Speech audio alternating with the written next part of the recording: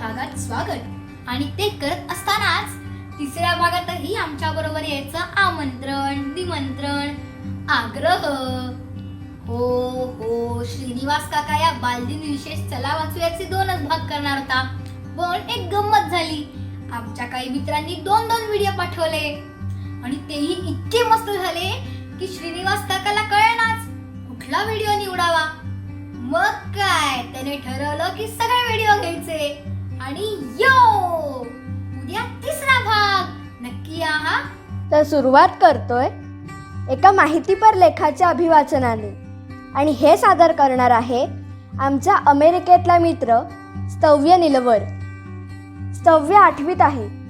North Carolina मधल्या कथबस्टन middle स्कूलमध्ये तो शिकतोय आणि आता तो वाचणार आहे प्राचीन इजिप्तची संस्कृती आणि इतिहास हा लेख.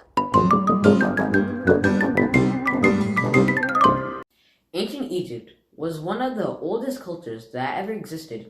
It was around 5,000 years ago. This land flourished because of the Nile River. Its annual inundation created fertile lands that supported life.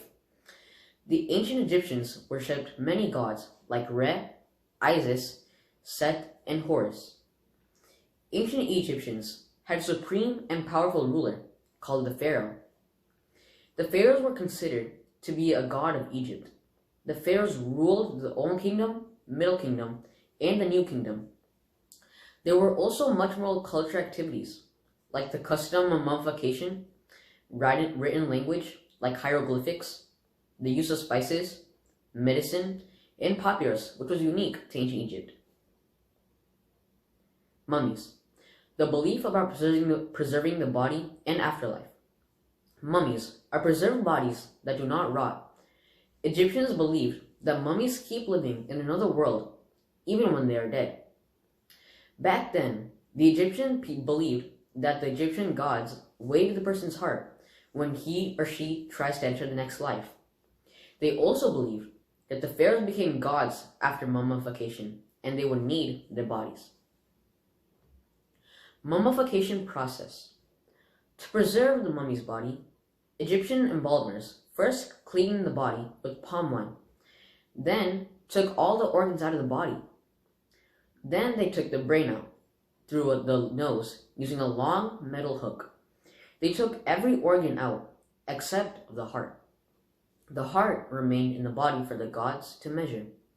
The organs were packed with natrons and spices and were put into 4 canopic jars and later placed in the tomb of the mummy. Next, the embalmers put natron salt inside and they rubbed it with oils and spices, while saying prayers as well.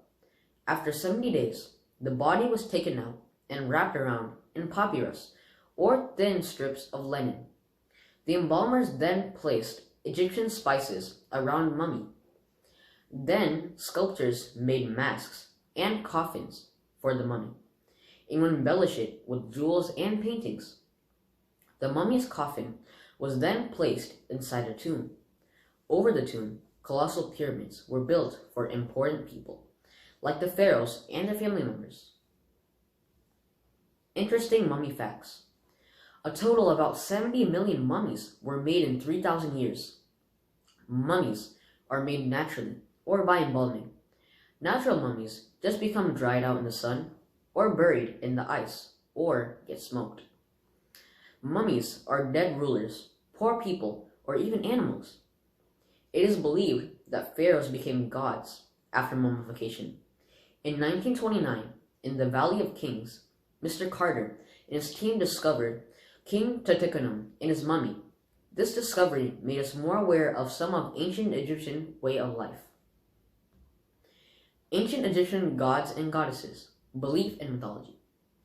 Ancient Egyptians worshipped many gods and goddesses. They existed in people's minds to give them the explanation for everyday event of life and give the confidence to conduct their everyday activity. This strong belief led them to respect their gods. They made it a practice to offer gods their prayers, offering and other sacrifices. There are many interesting myths about the ancient Egyptian gods and goddesses. This is a lower Egyptian myth. At the beginning, there was only the ocean, Ra or Re. The sun god came out of it. He spit out 4 children. Shu and Tefnut became the atmosphere. Jeb was the earth, and Nut was the sky. Jeb and Nut married and had 2 sons called Set and Osiris, and 2 daughters called Isis and Nephthys. Set became the god of the chaotic world, and Osiris became the underworld god. Isis was the mother of all gods, who resurrected and married her brother Osiris. And their son was Horus, the sky god. He was believed to be Re himself, and considered very powerful. Nephthys was the goddess and a friend to all women and the dead. Gods and goddesses. There were many gods in ancient Egypt. Some of the most important gods and goddesses are Re and Amun-Re, which was the most important god to the ancient Egyptian people. He was the most powerful king of the gods and was often pictured as a falcon flying through the air. Hapi was the god who brought intuition to life. He was shown as a man with papyrus plant growing from his head. Aton was the sun god the pharaoh of Tutankhamun worshipped. He was believed to have been frequently neglected due to his deformity. Osiris was the underworld god and death god. He was killed by his own brother Seth, who was very jealous of Osiris. It is thought all pharaohs became Osiris when they died. Isis was a popular goddess of ancient Egypt. She was the god of motherhood and children. Horus was a child of Isis and Osiris. He is shown as a falcon and was the sky god of ancient Egypt, and the one who gave power to the pharaoh. Bes was a very important god who protected the woman and the children during childbirth. Khnum was the god who was supposed to have created mankind on a potter's wheel and breathed life into them. Set was a god of chaos who killed his brother and plucked out Horus's eye, but the Egyptians still worshipped him. Anubis was a superior god. He was the god of funeral, supervisor of embalming, and the protector of the death. He was usually painted on the walls of tombs and shown as the god with a jackal or wild dog head. Throth was the god of wisdom. Sekhem was the god of medicine. Hathor was the goddess of love and dancing, and Sobek was the god of water.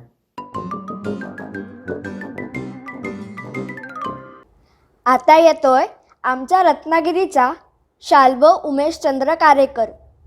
Shalva दिसतो छोटूसा, पण त्यावर जाऊ नका हा. भरपूर चळवळे आहे तो. कृची आकाश विद्या मंदिरात तो 3रीत शिकतोय. त्याच्या घरात गणपतीचा कारखाना आहे.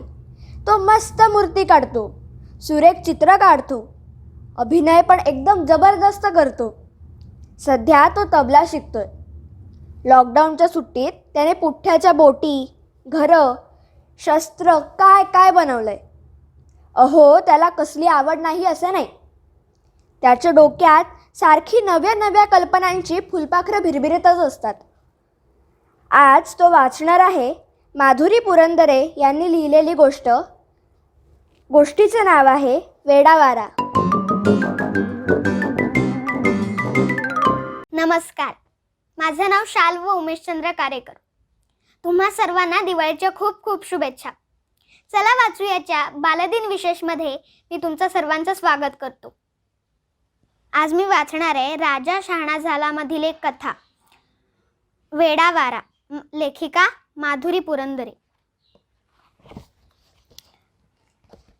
एक होतं गाव, दाट झाडीत वसलेलं, छोटंसं आणि सुंदर. गावाभोवती हिरवीगार शेतं होती. मऊ हिरवळीची शाल पांघरलेल्या छोट्या छोट्या टेकड्या होत्या. जवळून एक नदी झुळझुळ वाहत होती. गावातली घरं सुंदर आणि स्वच्छ होती. गावातले रस्ते नीट आखलेले आणि आरशासारखे लख्ख होते. रस्त्यांच्या कडेला रंगीबेरंगी फुलांचे ताटवे होते. सावली देणारी झाडं होती.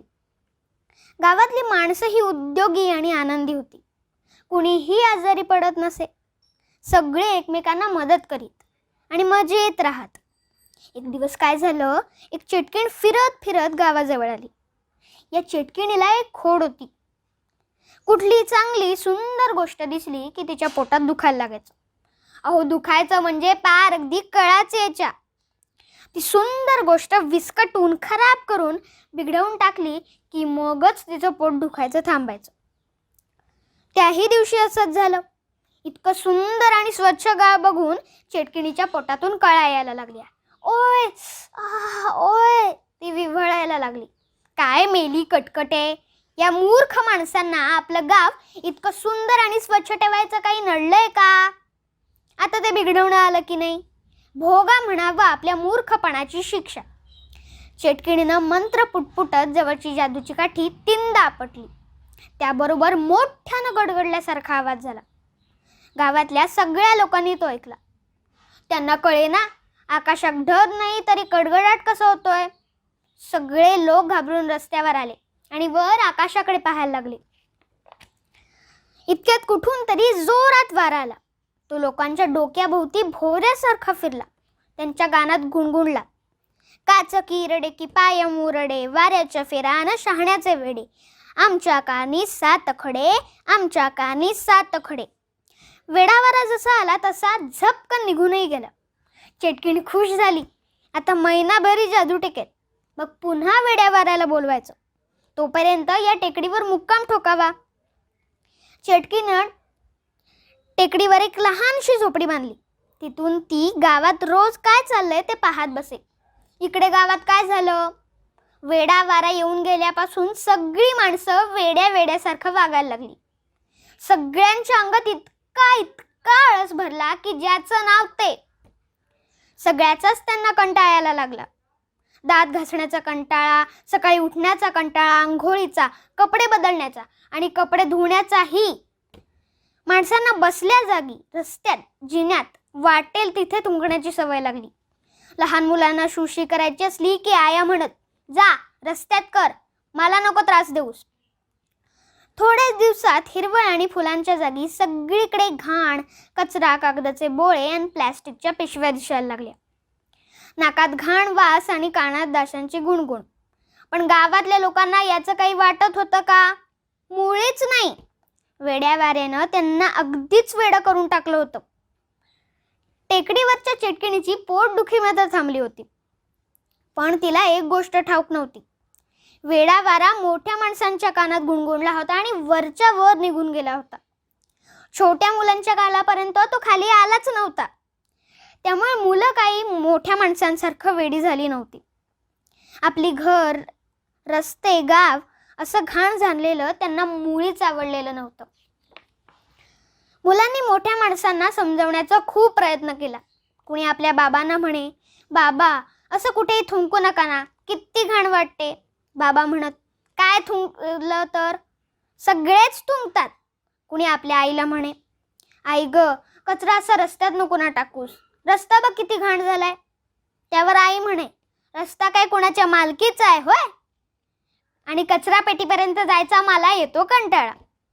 काही मोठी माणसं मुलांवरच ओरडत, फार शहाणे झालात होय रे, आम्हाला नका शिकवू स्वच्छता न बिच्छता.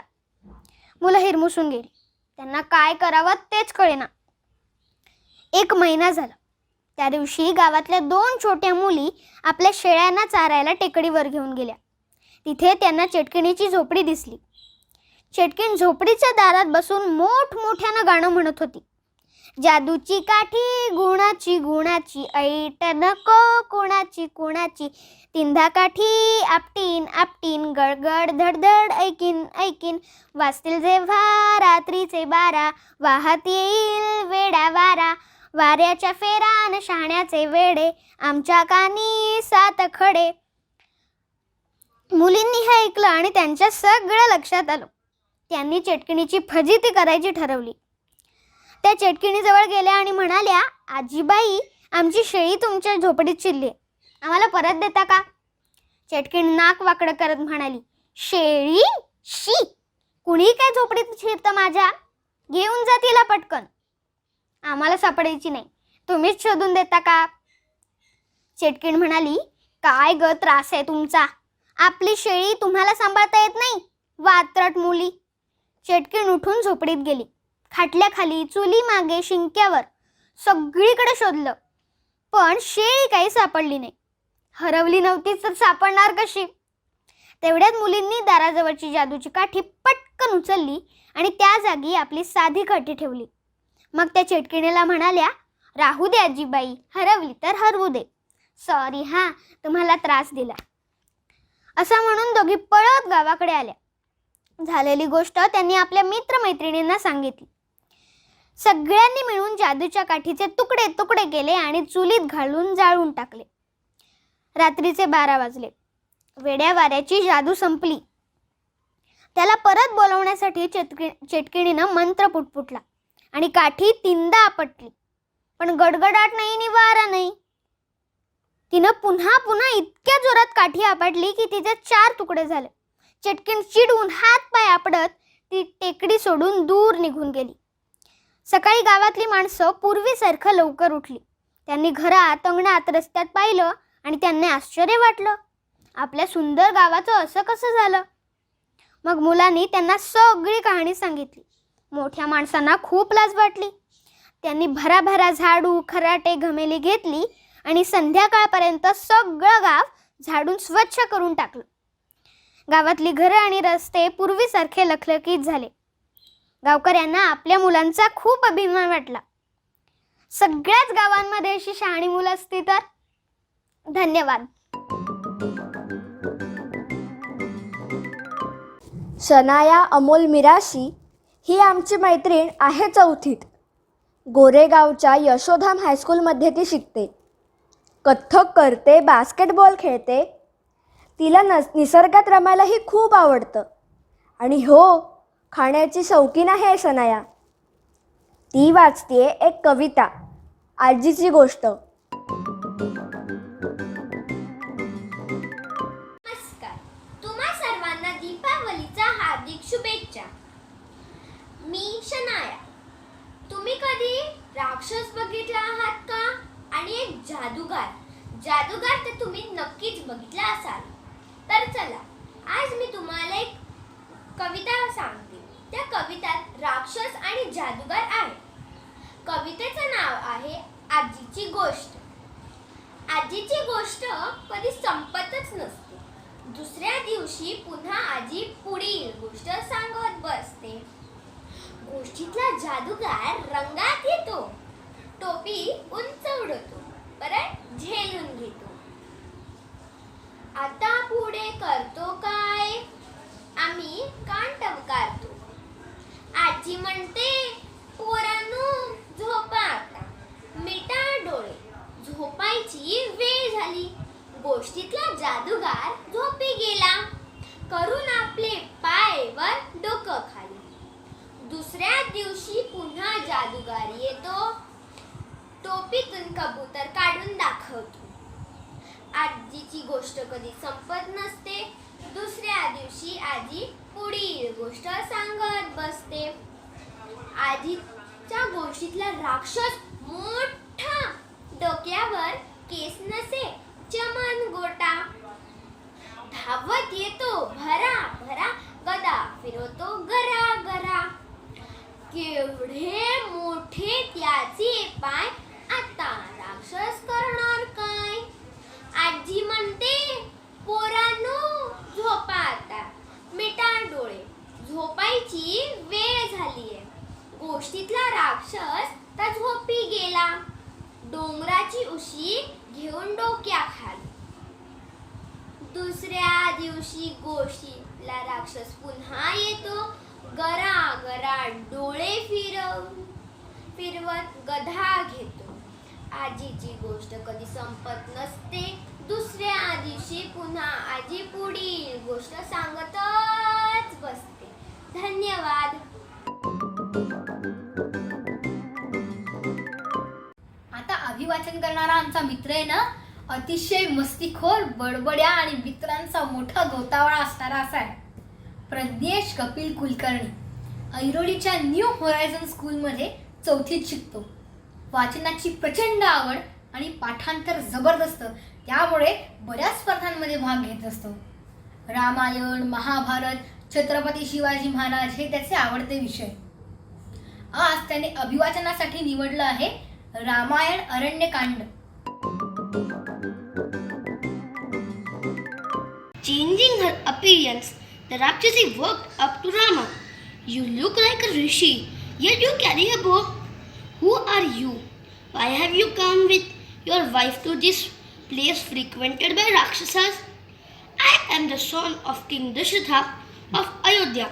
This is my brother Lakshmana and my wife Sita, the princess of Videha. Obeying the command of my parents, I came to the forest to live a simple life. Who are you? You appear to be an ogress capable of changing your form at will. I am a Rakshasi called Surpanakha. My form, I can change my form at will. I hunt this forest alone and am feared by all. My brothers are well known. The valiant Ravana, the Kumbhakarna who sleeps all time, the pious Vibhishana and the Khara and Dushana who are famous for their valor in battle. O Rama, the moment I saw you, I wanted you for myself. With my strength, I will be a good match for you.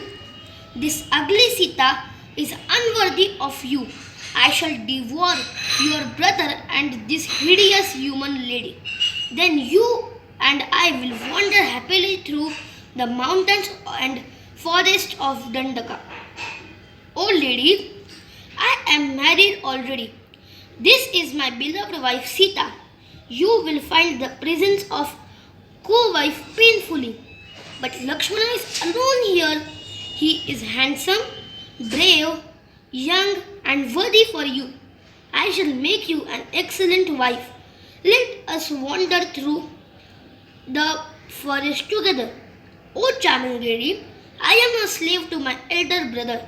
Why you marry me and become a maid servant?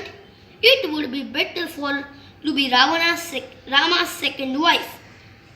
Clinging to its old deformed wife, you do not take notice of me. Today I shall get rid of this rival and roam with you at ease. Like a flaming meteor, Surpanakha descended on Sita. You should never jest with cruel people, gentle brother.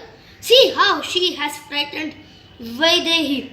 This wild woman should be punished, said Rama. Lakshmana cut off Surpanakha's nose and ears. With her eyes and nose severed, Surpanakha ran into the forest screaming. Reaching Janasthan in height of forest, Surpanakha sought of her brother, the tribal Khara. Who has mutilated you in this way? I will kill him. Today this earth shall suck his foaming blood on the battlefield. No power on the earth can save the wretch from my arrows. Just tell me his name. Young and handsome, tender, yet powerful, with eyes like lotus petals, Surpanakha told Khara all about the two brothers and Sita. I long to drink the blood of that crooked woman as well as those two brothers. Please grant me my desire, said Surpanakha. Go and kill them now, said Khara. At once the 14 Rakshasas set off with Surpanakha.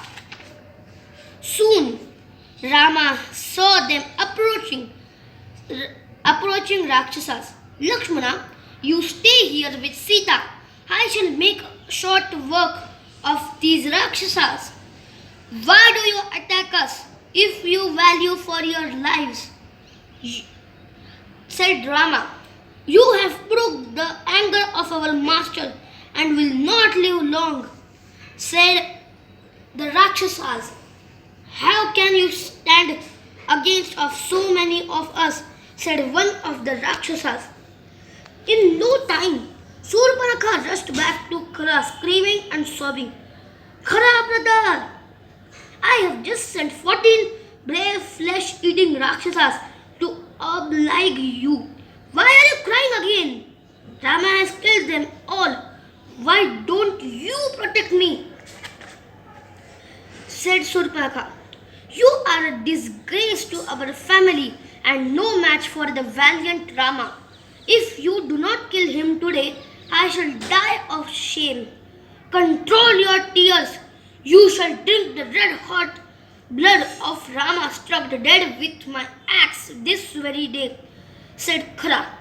Khara asked Dushana, Dushana, bring my chariot, bows and arrows, swords and sharp javelins. Get all the 14 tribal Rakshasas. Get the 14,000 tribal Rakshasas who follow me. Soon, Khara and his army saw many evil omens on the way. Even as the great crowd rained blood, the sun was encircled by a manning halo. A huge vulture praised itself on the flag. Meters flashed across the sky out of a thick fog emgrade of headless human figure. Khara said, my arm throbs and my eyes fill with tears. Yet I don't care for these omens. With my sharp arrows, I can put an end to death. The gods, Gandharvas and Rishis in the heaven waited to watch the battle. May Rama console the Rakshasas born in the line of Pulast. Meanwhile, my bows and arrows are stringing joyfully. Take Sita to a hidden cave. I will kill all the Rakshasas myself, said Rama. अमेरिकेतून आमची आणखी एक मैत्रीण या कार्यक्रमात सहभागी झाली आहे, रुचिज्ञा वेताळ. तिच्याकडून ऐकूया लेखक लुईस लॉरी लिखित the giver. Jonas watched as his father poured a fresh cup of coffee. He waited. You know, his father finally said, every December was exciting to me when I was young, and it had been for you and Lily too, I'm sure. Each December brings such changes. Jonas nodded. He could remember the December back to when he had become, well, probably a 4. The earlier ones were lost to him, but he observed them each year. He remembered Lily's earliest Decembers. He remembered when his family received Lily, the day she was named, the day that she had become a 1. The ceremony for the ones was always noisy and fun. Each December, all the new children born in the previous year turned 1. One at a time.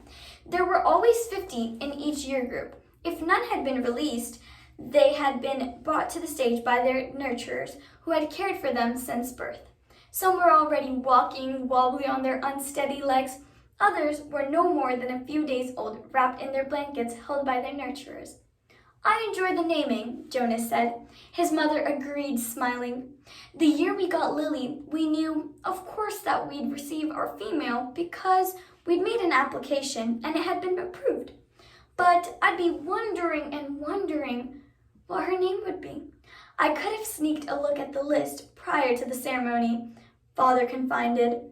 The committee always makes the list in advance, and it's right there in the office at the nurturing center. As a matter of fact, he went on, I feel a little guilty about this, but I did go in this afternoon and look to see this year's naming list, if this year's naming list had been made yet. It was right there in the office, and I looked up number 36. That's the little guy I've been concerned about, because it occurred to me that it might change his nurturing if I could call him by a name. Just privately, of course, when no one else is around. Did you find it? Jonas asked. He was fascinated. It didn't seem a terribly important rule, but the fact that his father had broken a rule at all awed him. He glanced at his mother, the one responsible for adherence to the rules, and was relieved that she was smiling. His father nodded. His name, if he makes it to the naming without being released, of course, it is to be Gabriel. So I whispered that to him when I fed him every 4 hours and during exercise and playtime, if no one can hear me. I call him Gabe, actually, he said and grinned. Gabe, Jonas tried it out. A good name, he decided. Though Jonas had only become a 5 the year that they acquired Lily and learned her name, he remembered the excitement, the conversation at home, the wondering about her, how she would look, who she would be, how she would fit into the established family unit. He remembered climbing the steps to the stage with his parents, his father by his side. The year instead of the nurturers, since it was the year he would be giving a new child of his own. He remembered his mother taking the new child, his sister, into her arms while the document was read to the assembly family units. New child 23, the namer had read, Lily. He remembered his father's look of delight, and that his father had whispered, "She's one of my favorites. I was hoping for her to be the one." The crowd had clapped and Jonas had grinned. He liked his sister's name. Lily, barely awake, had waved her small fist. Then they had stepped down to make room for the next family unit.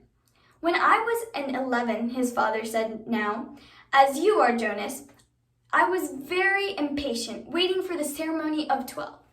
It's a long 2 days, I remember, that I enjoyed the ones, as I always do, but I didn't pay attention to the other ceremonies, except for my sister. She had become a 9 the year and got her bicycle. I've been teaching her to ride mine even though technically I wasn't supposed to." Jonas laughed. It was one of the few rules that was not taken very seriously and was almost always broken. The children all received their bicycles at 9. They were not allowed to ride bicycles before then, but almost always the older brothers and sisters had secretly taught the younger ones. Jonas had been thinking already about teaching Lily. There was talk about changing the rule and giving the bicycle at an earlier age. A committee was studying the idea. When something went to a committee for study, the people always joked about it. They said that the committee members would become elders by the time the rules was changed. Rules were very hard to change. Sometimes, if it was a very important rule, unlike the one governing the age of the bicycles, it would have to go eventually to the receiver for a decision. The receiver was the most important elder. Jonas had never seen him, that he knew of. Someone in a position of such importance lived and worked alone. But the committee would never bother the receiver with a question about bicycles. They would simply fret and argue about it themselves for years until the citizens forgot that it had ever gone to them for study. His father continued, "So I watched and cheered when my sister Katya became a 9 and removed her hair ribbons and got her bicycle." Father went on. "Then I didn't pay much attention to the 10s and 11s, and finally, at the end of the second day, which seemed to go on forever, it was my turn. It was the ceremony of 12. Jonas shivered. He pictured his father, who must have been a shy, quiet boy, for he is a shy, quiet man, seated with his group, waiting to be called to the stage. The ceremony of 12s was the last of the ceremonies, the most important. I remember how proud my parents looked, and my sister too, even though she wanted to be out riding her bicycle publicly. She stopped fidgeting and was very still and attentive when my turn came. But to be honest, Jonas, his father said, for me, there was no element of suspense that there is with your ceremony, because I was already fairly certain of what my assignment was to be. Jonas was surprised. There was no way really to know in advance. It was a secret selection made by the leaders of the community, the committee of leaders, who took the responsibility so seriously that there were never even any jokes made about assignments. His mother seemed surprised too. "How could you have known?" she asked. His father smiled his gentle smile. Well, it was clear to me, and my parents later confessed that it had been obvious to them too.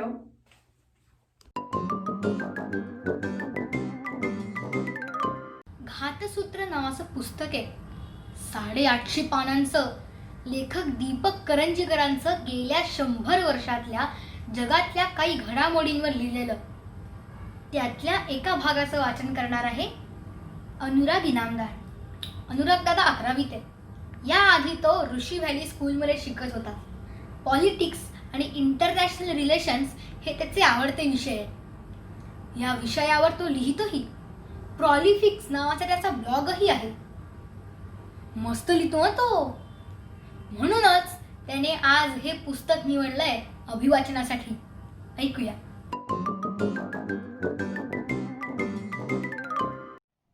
नमस्कार, मी अनुराग इनामदार. मी दीपक करंजीकर यांच्या घातसूत्र पुस्तकातला एक भाग वाचणार.